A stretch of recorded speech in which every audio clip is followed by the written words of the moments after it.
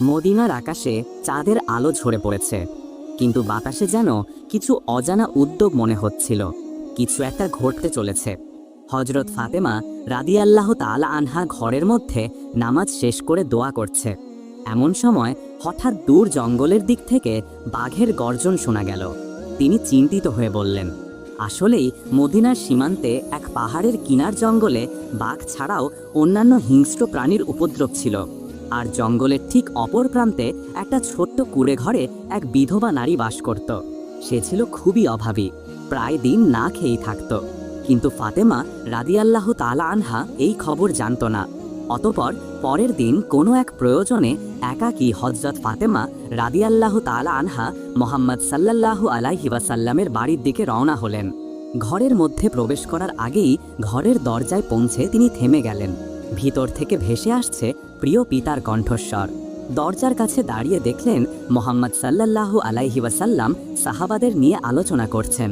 মুহাম্মদ সাল্লাল্লাহু আলাইহি ওয়াসাল্লাম সাহাবাদের বলছে, হে সাহাবাগণ, তোমরা কি জানো মদিনার সীমান্তে পাহাড়ের কিনার জঙ্গলের ওই প্রান্তে এক বিধবা নারী বাস করে, যার স্বামীর যুদ্ধে শহীদ হয়েছিল।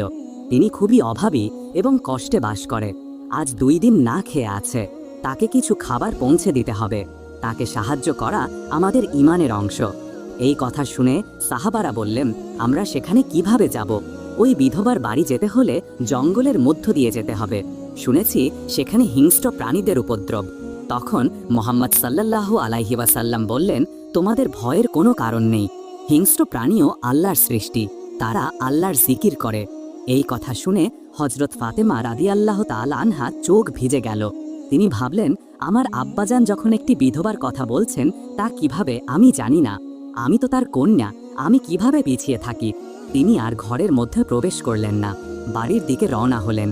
আসলেই ফাতেমা রাদিয়াল্লাহু তাআলা আনহা ছিল খুবই দয়ালু।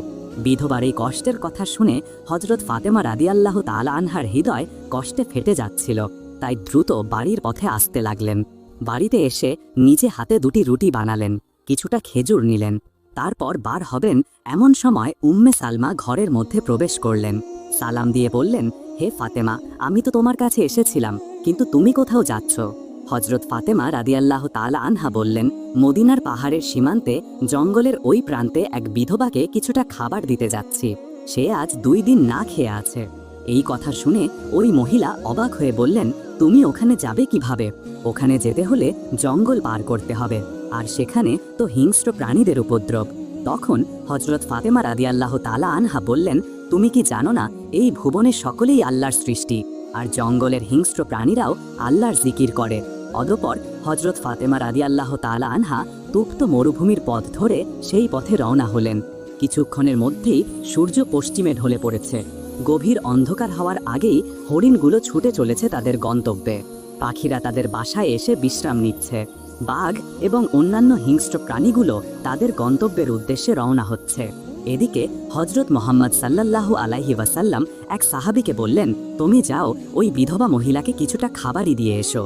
কিন্তু তারা জানতো না তাদের যাওয়ার আগেই হযরত ফাতেমা রাদিয়াল্লাহু তাআলা আনহা সেখানে যাবার উদ্দেশ্যে রওনা হয়ে গেছে।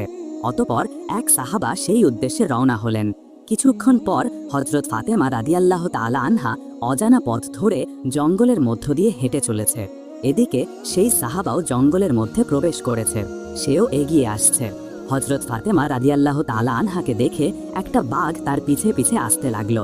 হঠাৎ হযরত ফাতেমা রাদিয়াল্লাহু তাআলা আনহা অনুভব করলেন মাটি কাঁপছে না, নিঃশব্দে যেন একটি ছায়া তাকে অনুসরণ করছে।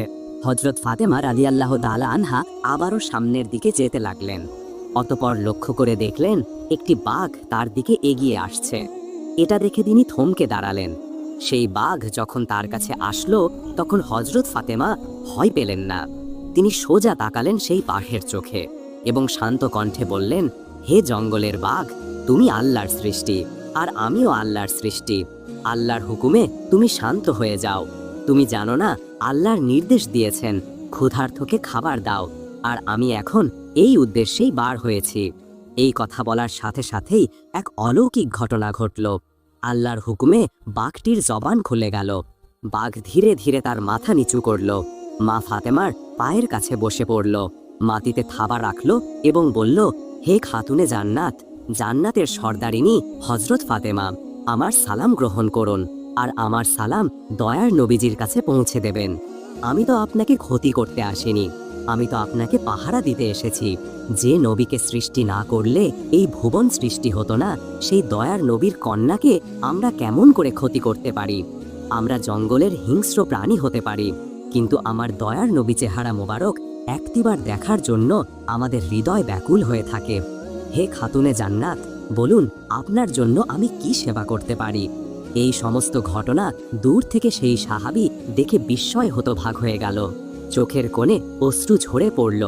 অজরে কাঁদতে কাঁদতে বলতে লাগলো, হে আল্লাহ, আমরা কতই না ভাগ্যবান, কিন্তু যে নবীকে জঙ্গলের বাঘ চিনতে পারল, সেই নবীকে এখনো কাফের মুশরিকরা চিনতে পারছেন না। হে আল্লাহ, তুমি তাদের সঠিক পথের পথিক বানাও। অতপর সেই সাহাবা এই খবরটি দেওয়ার জন্য মনের আনন্দে মোহাম্মদ সাল্লাল্লাহু আলাইহি ওয়াসাল্লামের কাছে ফিরে আসতে লাগলো। আর এদিকে হযরত ফাতেমা রাদিয়াল্লাহু তাআলা আনহাকে পাহারা দিয়ে সেই বাঘ জঙ্গল পার করে সেই বিধবার বাড়ির দিকে যেতে সাহায্য করতে লাগলো। অতপর হযরত ফাতেমা রাদিয়াল্লাহু তাআলা আনহা সেই বিধবা মহিলার বাড়ির প্রায় কাছে এসে পড়ল। এদিকে ঘরের ভিতর সেই বিধবা মহিলা আল্লাহর কাছে দোয়া করে বললেন, হে আল্লাহ, আজ প্রায় 3 দিন হয়ে গেল, আমার চুলায় আগুন জ্বলেনি। খোদা, সহ্য করতে পারছি না, আপনি তো দয়ার সাগর, আপনি কোনো ব্যবস্থা করুন। এই কথা শেষ হতে না হতেই ঘরের বাইরে থেকে দরজায় আওয়াজ হলো। বিধবা মহিলাটি বলল, কে ওখানে? দরজার বাইরে থেকে বলল, আমি ফাতেমা, মুহাম্মদ সাল্লাল্লাহু আলাইহি ওয়াসাল্লামের কন্যা। এই কথা শুনেই সেই বিধবা মহিলা আনন্দে আত্মহারা হয়ে পড়ল। অতপর হযরত ফাতেমা রাদিয়াল্লাহু তাআলা আনহা ঘরের মধ্যে প্রবেশ করলেন এবং ওই খাবারগুলো দেখে বিধবা মহিলাটি চোখের পানি ধরে রাখতে পারলেন না।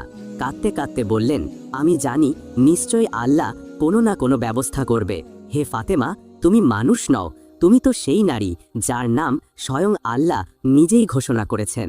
অতপর হযরত ফাতেমা রাদিয়াল্লাহু তাআলা আনহা বাড়ির পথে রওনা হলেন। বাঘটি আবারও হযরত ফাতেমা রাদিয়াল্লাহু তাআলা আনহাকে পাহারা দিয়ে নিয়ে যাচ্ছে। ওই জঙ্গলের পার্শ্ববর্তী এলাকার সবচেয়ে ধনী ব্যক্তির এক রাখাল প্রতিদিন অনেকগুলো ভেড়া নিয়ে চড়াতে আসত। সেদিনও সে ভেড়া চড়াচ্ছিল। ভালো করে লক্ষ্য করে দেখল একটি বাঘ একটি মহিলাকে পাহারা দিয়ে নিয়ে যাচ্ছে। এটা দেখে সে অবাক হয়ে গেল, নিজের চোখ কেউ বিশ্বাস করতে পারছে না। আসলে ওই রাখাল হযরত ফাতেমা রাদিয়াল্লাহু তাআলা আনহাকে চিনত না। এটা দেখে অবাক হয়ে ভেড়াগুলো রেখে দিয়ে রাখাল সেদিকে লক্ষ্য দিতে লাগলো। কিছুক্ষণ পর বাঘ হযরত ফাতেমা রাদিয়াল্লাহু তাআলা আনহাকে জঙ্গল পার করে আবারও জঙ্গলের মধ্যে প্রবেশ করলো। এদিকে হযরত মুহাম্মদ সাল্লাল্লাহু আলাইহি ওয়াসাল্লাম আলোচনা করছেন। এমন সময় সেই সাহাবা উপস্থিত হলো এবং সমস্ত ঘটনা বলতে লাগলো। তখন হযরত মুহাম্মদ সাল্লাল্লাহু আলাইহি ওয়াসাল্লাম বলল, ফাতেমা শুধু আমার কন্যা নয়, সে তো আল্লাহর পছন্দনীয় বান্দি। আল্লাহ নিজেই তাকে জান্নাতের সর্দারিনী বানিয়েছেন। অতএব সত্য এবং ন্যায়ের পথে থাকলে আল্লাহর পক্ষ থেকে সাহায্য আসে। এই ঘটনার কথা সমস্ত সাহাবাদের মধ্যে ব্যাপকভাবে আলোচিত হতে লাগলো। হযরত ওমর রাদিয়াল্লাহু তাআলা আনহু বললেন, ইয়া রাসূলুল্লাহ, এটাই তো অলৌকিক ঘটনা।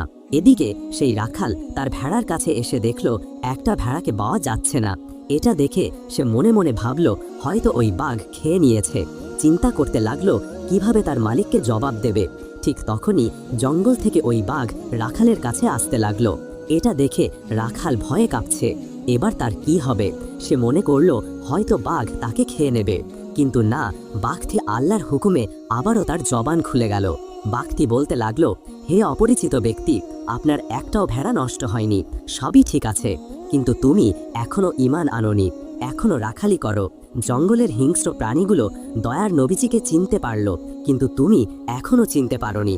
এখনো সময় আছে, যাও দোজাহানের বাদশাহ রহমতুল্লিল আলামিন মুহাম্মদ সাল্লাল্লাহু আলাইহি ওয়াসাল্লামের কাছে যাও, কলেমা পড়ে মুসলমান হয়ে নাও। আমি জঙ্গলের বাঘ, কথা দিলাম তোমার একটাও ভেড়া খাওয়া তো দূরের কথা, তাদেরকে স্পর্শ করব না। তুমি না আসা পর্যন্ত আমি তাদেরকে পাহারা দিয়ে রাখব। বাঘের মুখে এমন কথা শুনে সেই রাখাল হতবাক হয়ে গেল। তার মুখ থেকে একটাও কথা বার হচ্ছে না, শুধু নয়ন ভরে সেই বাঘের দিকে চেয়ে আছে। কত সে আর দেরি করল না, সাথে সাথেই হযরত মুহাম্মদ সাল্লাল্লাহু আলাইহি ওয়াসাল্লামের কাছে আসতে লাগলো। এদিকে হজরত জিব্রাইল আলাইহিসসালাম হজরত মোহাম্মদ সাল্লাল্লাহু আলাইহি ওয়াসাল্লামের কাছে এসে বলল, ইয়া রাসূলুল্লাহ, আজ এক রাখাল কলেমা পড়ার জন্য আপনার কাছে আসছে, কিন্তু এই খবর পৃথিবীর কোনো মানুষ তাকে দেয়নি। এই খবর দিয়েছে জঙ্গলের বাঘ।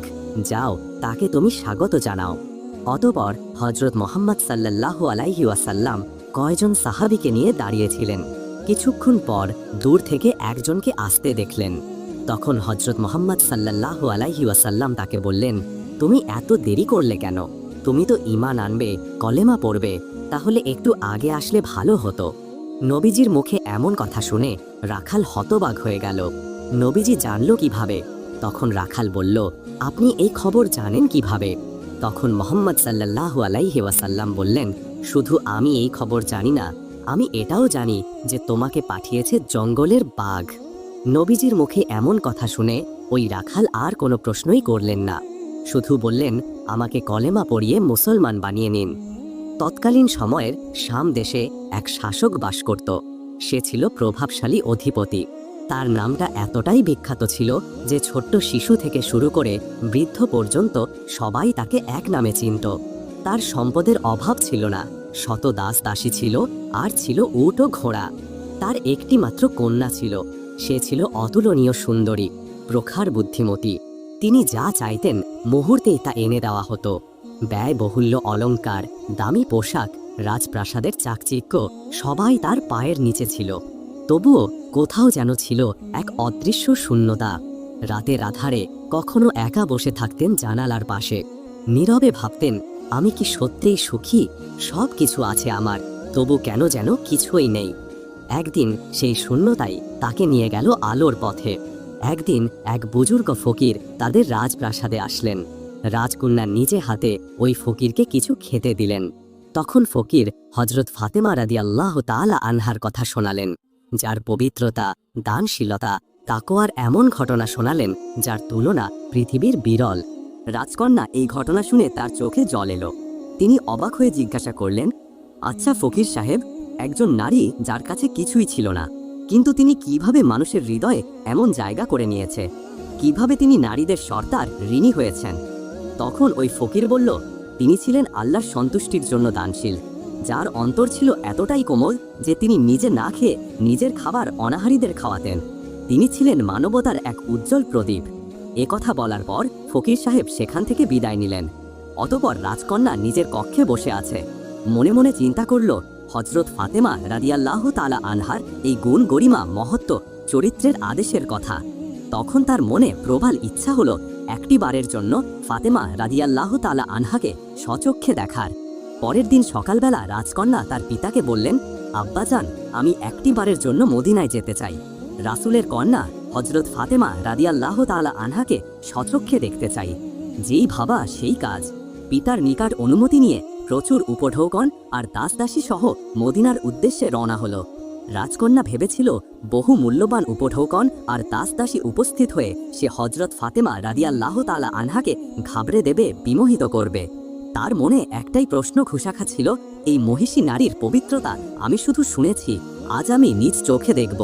কিন্তু যা তিনি দেখলেন তা তার কল্পনার থেকেও অনেক বেশি।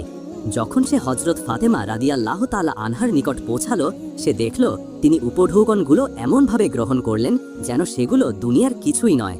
বেশিরভাগ মূল্যবান জিনিস একপাশে সরিয়ে রাখলেন এবং নিজ হাতে মেহমানদের আপ্যায়নের ব্যবস্থা করলেন।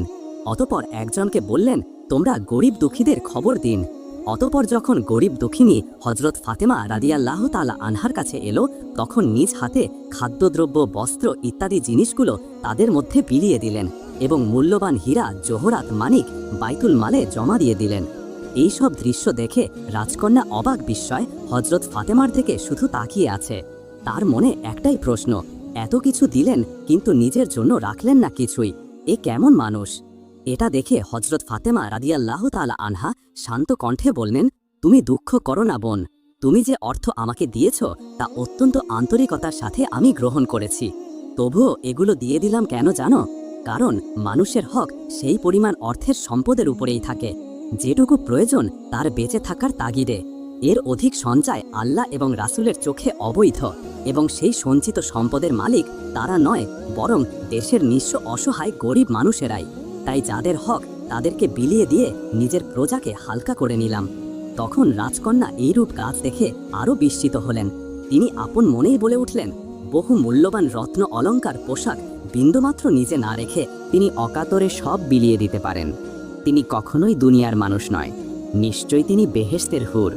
তারপর রাজকন্যা বললেন, হে নবীনন্দিনী ফাতেমা, আপনার সাথে সাক্ষাৎ করার পর আমার সকল গর্ব চূর্ণ বিচূর্ণ হয়ে গেল। আপনি আমার জন্য দোয়া করুন। অতপর সেই রাতে রাজকন্যা ফিরে গেল শ্যামদেশে, কিন্তু তার অন্তর যেন থেকে গেল মদিনায়। অতপর রাজকন্যা একদিন রাতে তার নিজ কক্ষে দোয়া করে বললেন, হে আল্লাহ, আমি জানি না আমি ঠিক পথে আছি কিনা। আমি শুধু হজরত ফাতেমা রাদিয়াল্লাহু তাআলা আনহার আদর্শকে ভালোবেসেছি। যদি আমার এই পথ তোমার জন্য হয় তবে আমাকে শাস্তি দাও।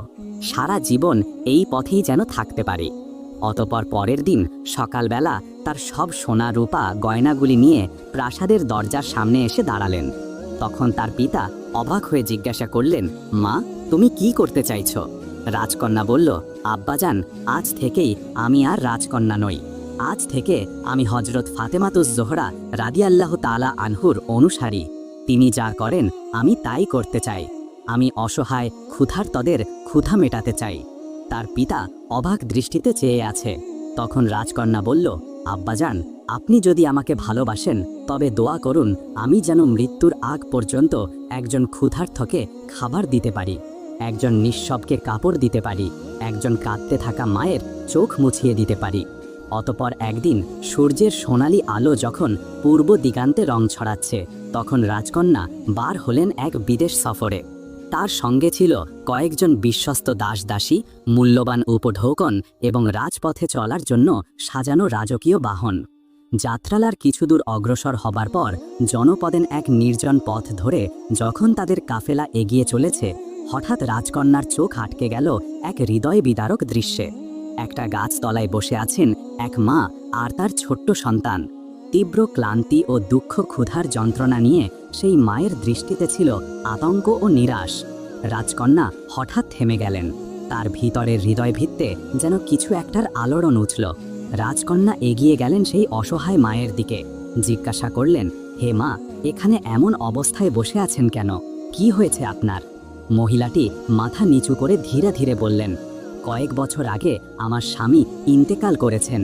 সেই থেকে আমরা নিঃস্ব হয়ে গেছি। কাজ নেই, খাবার নেই, অসহায়, সহায় সম্বল নেই। অনেক দিন কিছু ভালো খাইনি। ক্ষুধা ও অসহায়ত্বে আজ এই পথের পাশে বসে আছি। এই কথাগুলো শুনে রাজকন্যার হৃদয় যেন কেঁদে উঠল। তার চোখে জল এলো। তারপর নিজের দাসীর দিকে তাকিয়ে বললেন, আমার সঙ্গে যত খাবার, টাকা, গয়না আছে সব এই মা ও শিশুর হাতে দাও। দাসীরা বিস্ময়ে তাকিয়ে থাকল। এমন উদারতা, এমন নিঃস্বার্থতা তারা আগে কখনোই দেখেননি। সেদিকে তাকিয়ে দেখল রাজকন্যার চোখ জলে ভিজে গেছে। তারই দান জীবনের সবচেয়ে বড় উপকার। তখন সে অসহায় মহিলা অবাক হয়ে প্রশ্ন করলেন, তুমি কে? আমি তো তোমাকে চিনি না। তুমি তো কোনো সাধারণ মানুষ নও। এরকম করে কেউ বা সবকিছু বিলিয়ে দেয়? রাজকন্যা একটু মৃদে হেসে বললেন, আমি হজরত ফাতেমা রাদিয়াল্লাহু তাআলা আনহার অনুসারী। তারই আদেশে আমার জীবনের আলো। তিনি আমাদেরকে শিখিয়েছেন মানবতার জন্য দান করা, ভালোবাসা ছড়ানোর প্রকৃত রাজপথ। আমার যা কিছু আছে তা দিয়ে যদি কারো চোখের জল মুছে দিতে পারি তবে সেটাই হবে আমার রাজত্ব। এই কথা বলে রাজকন্যা আবার নিজের পথে রওনা হলো। এই কথা শুনে সেই মহিলা চুপ হয়ে গেলেন। তার চোখের জল শুকিয়ে গিয়ে মুখে ফুটে উঠল এক আর্থিক প্রশান্তি, হৃদয়ের আনন্দ। তিনি শুধু অবাক দৃষ্টিতে তাকিয়ে রইলেন রাজকন্যার দিকে। তাদের চোখে তখন রাজকন্যা ছিলেন শুধু এক নারী নয়, ছিলেন মানবতার ফেরেশতা। অতপর এদিকে একদিন হজরত ফাতেমা রাদিয়াল্লাহু তাআলা আনহা ঘরের মধ্যে বসেছিলেন। তখন ছোট্ট হাসান এবং হোসাইন দুজনেই আলাদা আলাদা তক্তিতে কিছু লিখে সেখানে আসলেন এবং বললেন, আম্মাজান, বলুন তো কার হাতের লেখা সবথেকে সুন্দর হয়েছে? তখন হজরত ফাতেমা রাদিয়াল্লাহু তাআলা আনহা দেখলেন এটা তো বলা বড় কঠিন, কেননা কার লেখা সুন্দর বলবেন আর কার অন্তরে ব্যথা দেবেন তাদের দুজনার প্রতি সমান মায়া ছিল। তাই কারো অসন্তুষ্ট না করে তিনি বললেন, বাবা, তোমরা নানাজানের কাছে গিয়ে দেখে এসো। তিনি বলে দেবেন তোমাদের মধ্যে কার লেখা সব থেকে বেশি সুন্দর হয়েছে। মায়ের কথা মতো হজরত হাসান এবং হোসাইন রাসূল সাল্লাল্লাহু আলাইহি ওয়াসাল্লামের কাছে ছুটে চললেন। সেখানে উপস্থিত হয়ে শান্তভাবে বললেন, নানাজান, বলুন তো আমাদের দুজনার মধ্যে কার লেখা বেশি সুন্দর হয়েছে? এই কথা শুনে রাসূল সাল্লাল্লাহু আলাইহি ওয়াসাল্লাম চুপ হয়ে গেলেন, কেননা তিনি দুজনকেই সমানভাবেই আদর করতেন। এক্ষেত্রে তিনি কাকে হারিয়ে দেবে আর কাকে জিতিয়ে দেবে তিনি কাউকে দুঃখ দিতে চান না, তাই চুপ হয়ে গেলেন। শেষ পর্যন্ত রাসূল সাল্লাল্লাহু আলাইহি ওয়াসাল্লাম নিজে কোনো রায় না দিয়ে বললেন, ঠিক আছে, তোমরা একটু অপেক্ষা করো। আল্লাহর কি কুদরত! কিছুক্ষণের মধ্যেই হযরত জিবরাইল আলাইহিস সালাম আল্লাহ রাব্বুল আলামিনের দরবার থেকে একটি আপেল নিয়ে হাজির হলেন এবং বললেন, ইয়া রাসূলুল্লাহ, প্রশ্নের উত্তর দেওয়ার জন্য আপনি এই আপেলটি লেখার ওপর নিক্ষেপ করবেন। যার লেখার ওপরে পড়বে তার লেখা সব থেকে সুন্দর হবে। অতঃপর হযরত মুহাম্মদ সাল্লাল্লাহু আলাইহি ওয়াসাল্লাম তাই করলেন। দুজনের লেখা তার ওপরে রাখলেন। আল্লাহর কি অপার মহিমা! আপেলটি নিক্ষেপ করতেই দুখণ্ডে বিভক্ত হয়ে দুজনের লেখার ওপরে গিয়ে পড়ল। অতএব তারা দুজনেই খুবই খুশি হলেন এবং খুশিতে আত্মতরা হয়ে বাড়িতে চলে গেলেন। প্রিয় দর্শক, ফাতেমা রাদিয়াল্লাহু তাআলা আনহা দুনিয়ায় নয় আখিরাতের রাজকন্যা। তিনি ছিলেন এক মহিষী নারী, যার আদর্শ আজও কোটি কোটি হৃদয়কে বদলে দিতে পারে। আজও ইতিহাস স্মরণ করে সামদেশের সেই রাজকন্যাকে, যিনি ছিলেন হযরত মুহাম্মদ সাল্লাল্লাহু আলাইহি ওয়াসাল্লামের কন্যা ফাতেমা রাদিয়াল্লাহু তাআলা আনহার ছায়া। তিনি বুঝেছিলেন সত্যিকারের রাজত্ব শুধু তখনই যখন আপনি মানুষের অন্তরে রাজত্ব করেন। আপনি ধনী হতে পারেন, রাজকন্যা হতে পারেন, কিন্তু মানুষের সেবা না করলে তা বৃথা। হযরত ফাতেমা রাদিয়াল্লাহু তাআলা আনহার আদর্শ আজও মানুষকে বদলে দিতে পারে, আর সেই আদেশেই বেহেশতের রাজপথ শুরু। তুমি যদি বদলাতে চাও দুনিয়া নয়, বদলাও নিজের মনকে, যেমন বদলে দিয়েছিল রাজকন্যাকে। আল্লাহ রাব্বুল আলামিন যেন আমাদের সকলকে আমাদের প্রিয় নবীজির চরিত্রে